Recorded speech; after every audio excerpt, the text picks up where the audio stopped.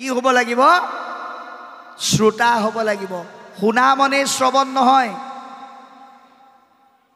এই কথাটো আমি প্ৰত্যেকে মনত ৰাখিব লাগিব শ্ৰৱণ মনে শুনা নহয় কিন্তু শুনা মনে শ্ৰৱণ সেইটো সঁচা গতিকে আমি কাই বাক্য মনে সুদৃঢ় বিশ্বাসে সাৱধানে শ্ৰৱণ কৰিবৰ কাৰণে এটা সুন্দৰ কাহিনী আনিছে ইতিমধ্যে বাপে কৈ গৈছে যে স্বয়ম্ভু মনুৰ পুত্ৰ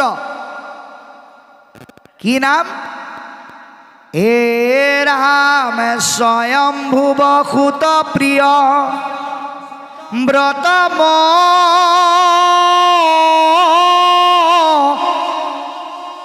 হায় আছিলা অগ্নিধ নামে তাহান তনয় এৰা অগ্নিধৰ পুত্ৰ ভৈলা নাভি নৰপতি নাভিৰ তনয় ভৈলা ঋষভ সুমতি নাভিৰজাৰ পুত্ৰ ঋষভ আৰু ঋষভৰ পুত্ৰ হ'ল ভৰতকে প্ৰমুখ কৰি 100জন পুত্ৰ গতিকে ইয়াত শ্ৰেষ্ঠ পুত্ৰ ভৰতৰ ঋষভৰ বৈকুণ্ঠলৈ গতি কৰাৰ অন্তত হোৱা এটা অৱস্থা আমাক পদবন্ধে বৰ্ণনা কৰিছে যে ভকতৰ কেতিয়াও কি থাকিব নালাগে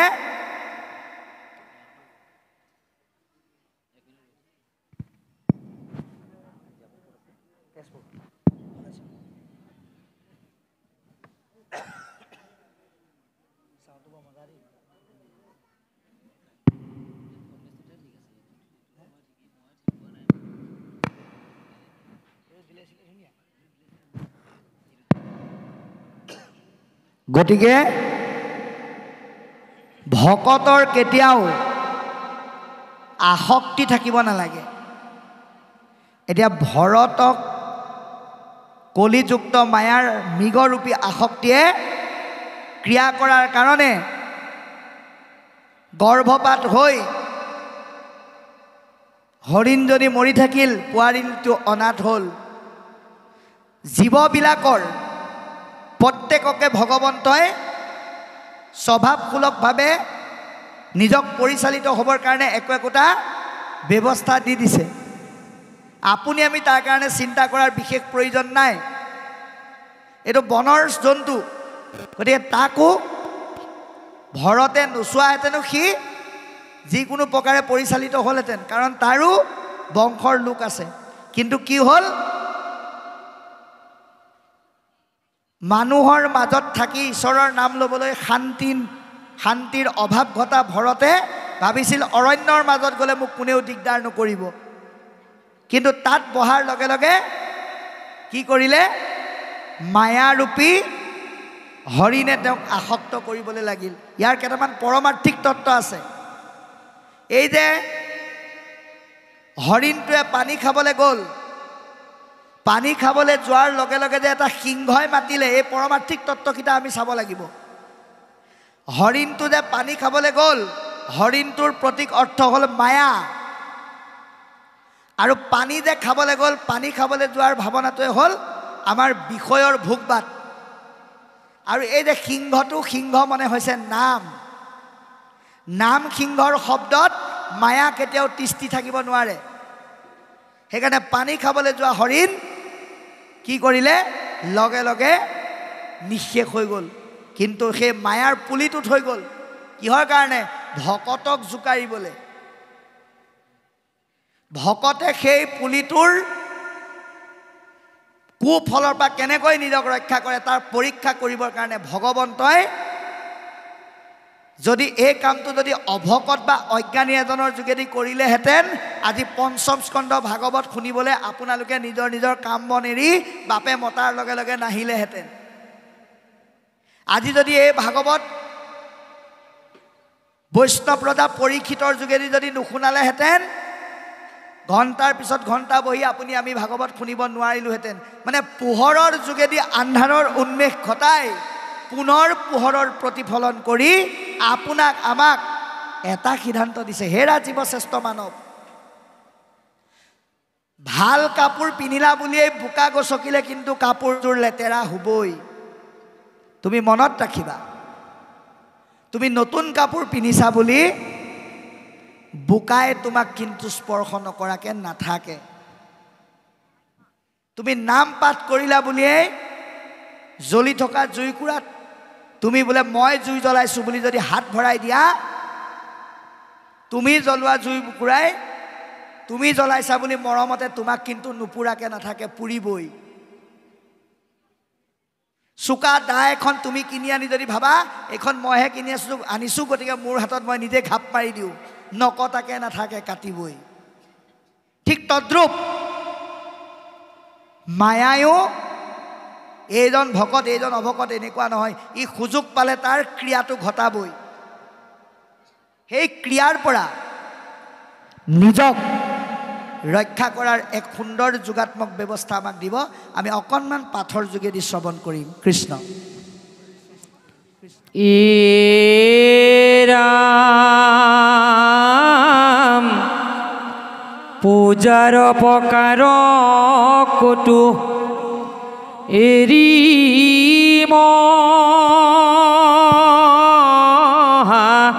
ভাগে হৰিনাক শান্ত কটু নেদেখিয়া আগে মুখে টুটি শ্ৰুত প্ৰহা মনত আহুৰ সৰ্বকালে হৰিণপুৰ তৰবাঞ্চা সুখ সৰ্বকালে সুখে থাকা হৰিণ পুতাই এহি বুলি আশীৰ্বাদ কৰা মহাৰাই দিনে হৰিণ পশু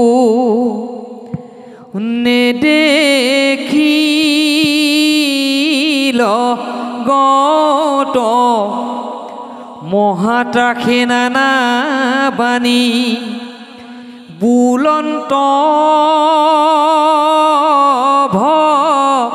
ভৰত। কৃষ্ণ এতিয়া এটা কথা আপোনালোকে চাওক, ভৰতৰ লগত আপোনাৰ নিজৰ জীৱনটো তুলনা কৰি চাওক। কেনেকৈ ইয়াত পদে কৈছে যে ভৰতে হৰিণটো ক'ৰবালৈ গ'ল নেকি, ক'ৰবাত হেৰাল নেকি বিচাৰি ফুৰে, ইফালে সিফালে চাই ফুৰে আৰু হৰিণটোক চৰি থাকিলেও কেতিয়াবা তাক ওচৰতে গৈ পেলাই মৰমত চুমা খায়, তাক গাত ধৰি আশীৰ্বাদ দিয়ে, পোপা তুমি দীৰ্ঘজীৱী হোৱা, তুমি কুশলে থাকা। হৰিণটোৰ প্ৰতি ইমানেই আসক্ততা বাঢ়ি গ'ল, দৈনন্দিন নিত্য যি পূজা পাৰ্বণ ধৰ্ম কৰ্ম আছিল সমস্তখিনি কৰিবলৈ বাদ দিলে, চব চিন্তা হৰিণত লাগি গ'ল। গতিকে এনেকৈ হৰিণত চিন্তাবিলাক লাগি থাকোঁতে থাকোঁতে এটা সময়ত হৰিণটো হঠাৎ নাইকিয়া হোৱাৰ লগে লগে তেওঁ মনত ভয় খায়, ক'লৈ গুচি গ'ল, কোনোবাই মাৰি পেলালা নেকি, ত্ৰাসিত হৈছে। ইয়াৰ অৰ্থটো কি যে আপুনি আমি এই বিষয়ভোগী মায়াৰ কবলত পৰি সংসাৰৰ তাপত ত্ৰাপিত হৈ এই ভৰতে যেনেকৈ হৰিণটোক নিজৰ পুত্ৰ বুলি ভাবিছে, আপুনি আমিও পুত্ৰ ভাৰ্যাৰ কাৰণে কৰ্ম কৰোঁতে কৰোঁতে ভগৱানক ভক্তি কৰা, গুৰু সেৱা আদি কৰ্মবিলাক আমি কৰিবলৈ পাহৰি গৈছোঁ। আমি কোৱা নাই, তৃতীয় স্কন্ধ ভাগৱতত কপিলে মাকক কৈছে, হে আই এজন ব্যক্তিৰ ব্যক্তি সত্তাটো স্খলিত কেনেকৈ হয় কওঁ শুনা।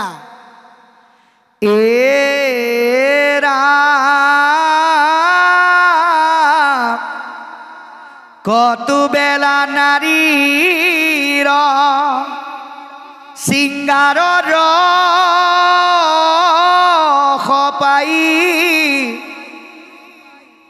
লোকে বোলে আত পৰে আৰু সুখ নাই। খুব ধুনীয়া এগৰাকী নাৰীৰ সুন্দৰ মিঠা মাত শুনাৰ লগে লগে ভাবিলে ইয়াতকৈ আৰু শ্ৰেষ্ঠ সুখ নাই। সেইকাৰণে বোলে আমাৰ দ্বাদশ স্কন্ধ ভাগৱতত লিখিছে, তৃতীয় স্কন্ধটো লিখিছে যে এজন ৰজাই দিশ বিজয় কৰি আহিব পাৰে,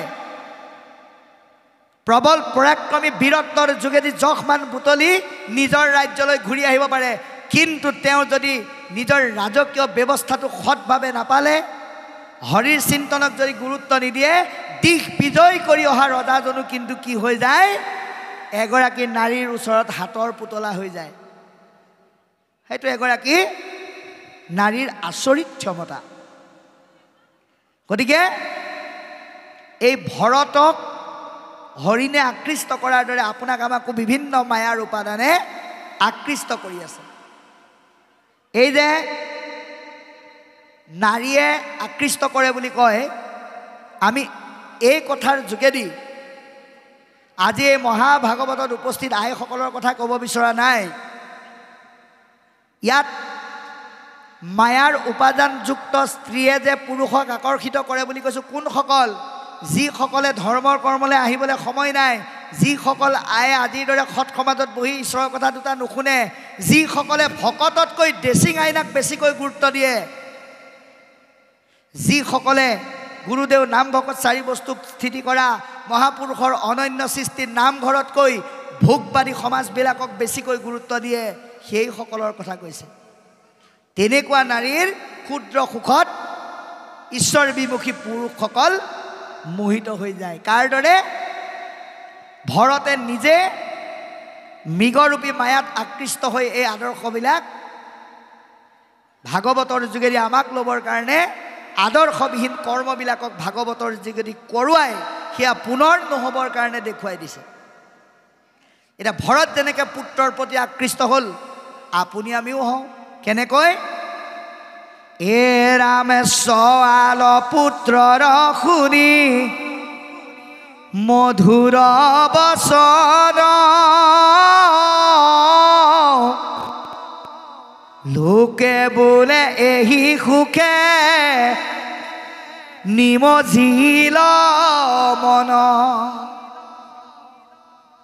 সৰু ল'ৰা এটাই থুনুক থানাককৈ খোজ কাঢ়িছেহে, আপুনি ভাবি ল'লে ইয়াক মই চবতকৈ ভাল স্কুলত পঢ়াম, ভাল কলেজত পঢ়াম, ভাল ইউনিভাৰ্চিটিত পঢ়াম, ভাল চাকৰি কৰিব, টকা ঘটিব, বিয়া বাৰু কৰাব, তাৰপিছত আমাক চাব। কিন্তু আপুনি এবাৰো নাভাবিলে যে এই ল'ৰাটোক মই পুথিগত বিদ্যাৰ লগতে আধ্যাত্মিক শিক্ষাও দিম, সমাজৰ এটা উপযুক্ত অংগ গঢ়ি ভগত সেৱা মানৱ সেৱাৰ কাৰণে গঢ়ি তুলিম, এনেকৈ নভবাৰ কাৰণে সেই ল'ৰাটো যেতিয়া ডাঙৰ হৈ বিয়া কৰাব, তেতিয়া আপোনাক কি বুলি ক'ব? পুহিবে নপাৰ বুঢ়া খাইবে মাত্ৰ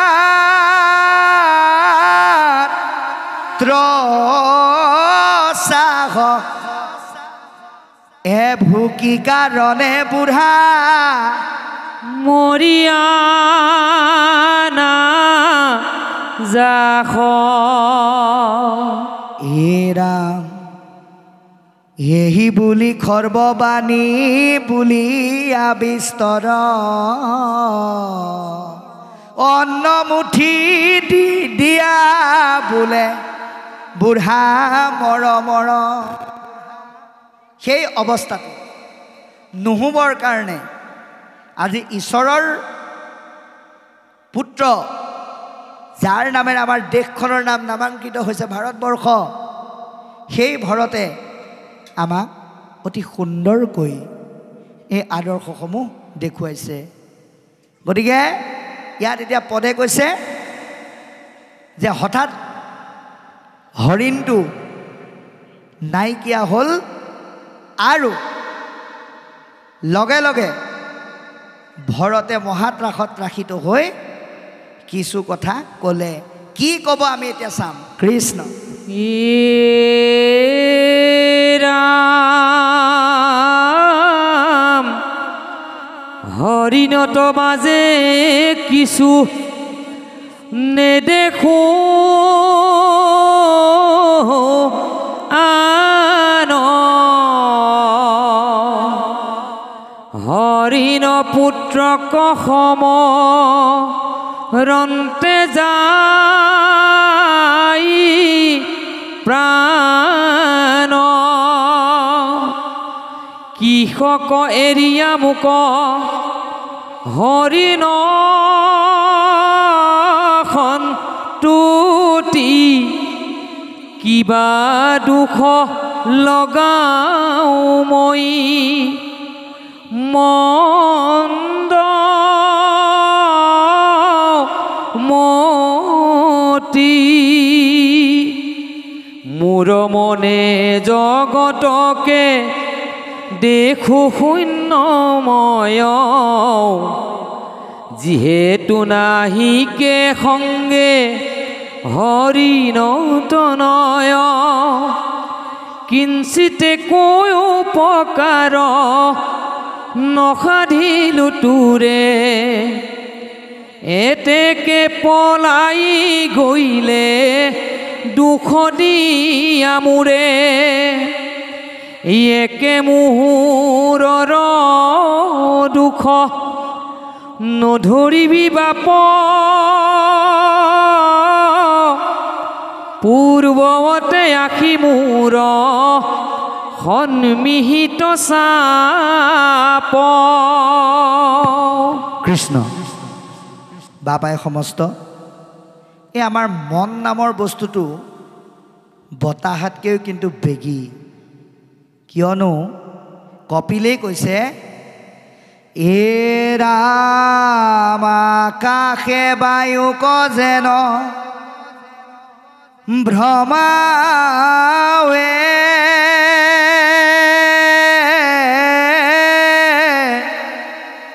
প্ৰথত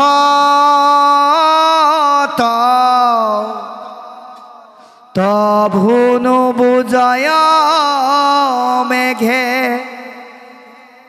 বায়ুৰ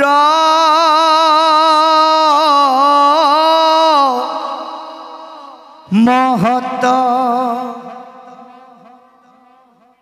গতিকে বায়ুৱে মেঘক বিভিন্ন ভাগেৰে পৰিভ্ৰমণ কৰাই ফুৰে যদিও বায়ুৰ মহিমাটো মেঘে উপলব্ধি কৰিব যেনেকৈ নোৱাৰে, আমাৰ মনটো তেনেকুৱাই বিভিন্ন ভাৱেৰে ঘূৰি ফুৰে। এতিয়া ভৰতৰ চিন্তাটো অৰণ্যলৈকে নহাৰ আগতে কি আছিল? ঈশ্বৰমুখী। কিন্তু যেতিয়া হৰিণটোৰ পাল্লাত পৰি গ'ল লগে লগে চিন্তাৰ পৰিৱৰ্তন ঘটিল। কেৱল দিনে ৰাতি হৰিণটোৰ কথা ভাবিবলৈ ধৰিলে আৰু এতিয়া যেতিয়া হৰিণটোক নেদেখা হ'ল লগে লগে কি ভাবিছে যে বোপা তুমি মোক এৰি থৈ গ'লা, হয়তো মই সেৱা শুশ্ৰূষা কৰোঁতে তোমাক যেনেকৈ মই লালন পালন কৰিব লাগিছিল তেনেকৈ নোৱাৰিলোঁ, যাৰ কাৰণে তুমি দুখ পালা, তোমাৰ মই কোনো উপকাৰ কৰিব নোৱাৰিলোঁ। আজি তোমাৰ মাতৃ জীয়াই থকাহেঁতেন যিমানখিনি কৰিলেহেঁতেন মই হয়তো সিমানখিনি কৰিব নোৱাৰিলোঁ। সেইকাৰণে বোপা তুমি এৰি গুচি গ'লা। গতিকে মই তোমাক প্ৰাৰ্থনা জনাইছোঁ, তুমি চাপি আহা, মোক ৰক্ষা কৰাহি, মোক তুমি আনন্দ দিয়াহি, মোক অকলশৰীয়া কৰি থৈ গুচি নাযাবা। এতিয়া আমিও আমাৰ জীৱনত এইবিলাক হৈ থাকে, কেনেকৈ ল'ৰাটো যদি কিবা এটা বস্তু নাপায় কেতিয়াবা অসন্তোষিয়া হয়, ল'ৰাটোৱে দুখ পাব বুলি, ছোৱালীজনীয়ে মনত সুখ পাব বুলি, ভাত যায় বিষাদ পাব বুলি আমি 10 বন কাটি কৰি হ'লেও, আনক অন্যায় কৰি হ'লেও তেওঁলোকক আমি সুখী ৰাখিব বিচাৰোঁ।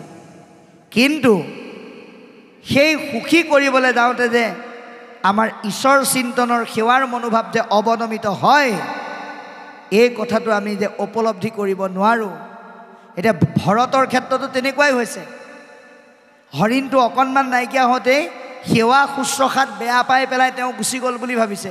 গতিকে আমিও কেতিয়াবা আমাৰ পুত্ৰ ভাৰ্যা আদি ইষ্টমিত্ৰই আমি কৰা সংসাৰত তেওঁলোকৰ প্ৰতি কৰিবলগীয়া দায়বদ্ধতাত কিবা এটা কমি গৈ পেলাই বেয়া পাইছে বুলি ভাবি অন্যায় কৰি হ'লেও তেওঁলোকক সুখী কৰি ৰাখিব বিচাৰোঁ।